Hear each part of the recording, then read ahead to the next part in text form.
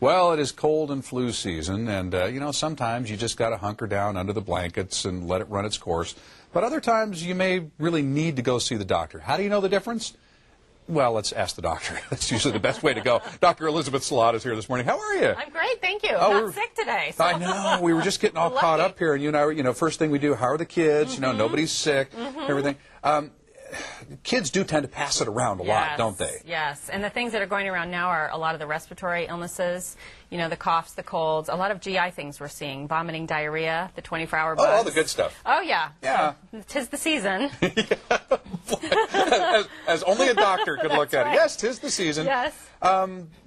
Washing the hands. Let's just start with that. Is that still like the best way to prevent spreading stuff around? Absolutely. It really is. Warm water, lots of soap, and, you know, 30 seconds under the warm running water is the best thing. Of Kids course, don't stay under the hot water long enough.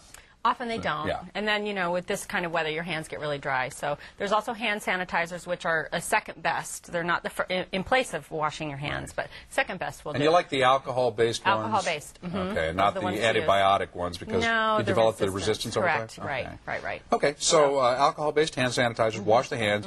Okay, but once we do get the cold, and you know, probably everybody's going to get one during the cold and flu season here. Right. Then what?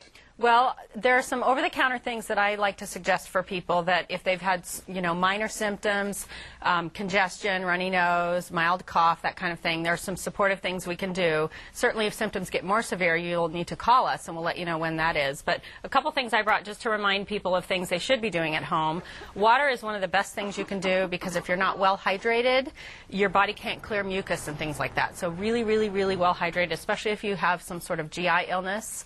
Now, if you have an illness like that where you're having vomiting and diarrhea, water will not rehydrate you. So things like Pedialyte or Gatorade, you need your electrolytes because if you get too far behind in potassium and things like that, your body can't absorb. So you can drink all the water you want and it won't necessarily rehydrate you. And it's not going to do for you what you absolutely need to have happen if you've lost a lot of fluid that way. Did not know that. So it's really important that if you're in that situation to use a oral rehydration And you solution. say Gatorade? Gatorade for adults, Pedialyte for kids, you know, check with your doctor, of course, but something other than water, if you've had a GI illness, will be better for you. Or salty soups, things like that, they help. But you need the potassium because you lose a lot of potassium.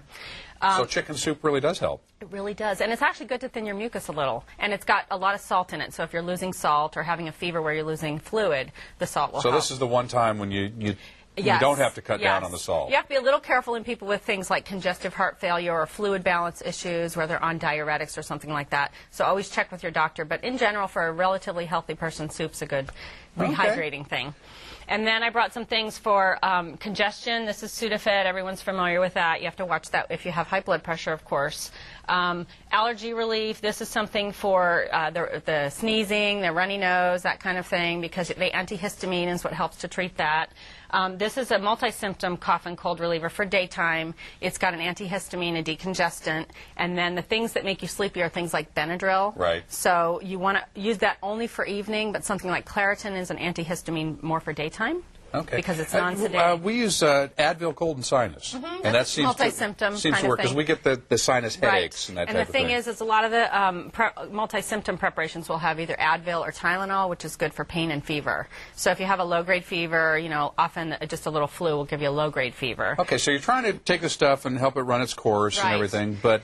Well, and the problem is, you know, if you have, say, a vomiting diarrheal illness, usually that should resolve within 24 hours. Certainly if you have, like I said, a volume issue where you have congestive heart failure or something like that, you want to check with your doctor. But if you're a relatively healthy person, 24 hours should go away. If it lasts longer than that, then you need to call your doctor. And most coughs and colds and mild flus, you'll have a low-grade fever, say under 100 or so. Right. Certainly if you have something 102 that comes on suddenly and you're, you know, severely ill and you're really down with it, you probably should check with your doctor because it could be something more than a viral illness. Okay. Or if you're coughing up a lot of thick mucus or really colored mucus and with a fever, that can be a problem. Oh, again, 'tis the season. So all these things you need to keep in mind. Relatively healthy people can do fine with a few days of a cold, but if it's significant illness, you know, bad, can't get your breath, kind of a lot of mucus, really high fever, vomiting, diarrhea that persists for more than 24 hours, you really need to call your doctor and get in to be seen. Very good. Thanks so much for coming in. Absolutely. Good to see well. you. I know. Wash those hands. You know what? My wife has always said the reason moms never used to get sick was because they had their hands in soapy water all the time washing the dishes. Now that we use dishwashers, I don't know. Well, we can still wash our hands. Yeah, that's true. Okay, for more information, go to san diego6.com and click on the Hot Topics.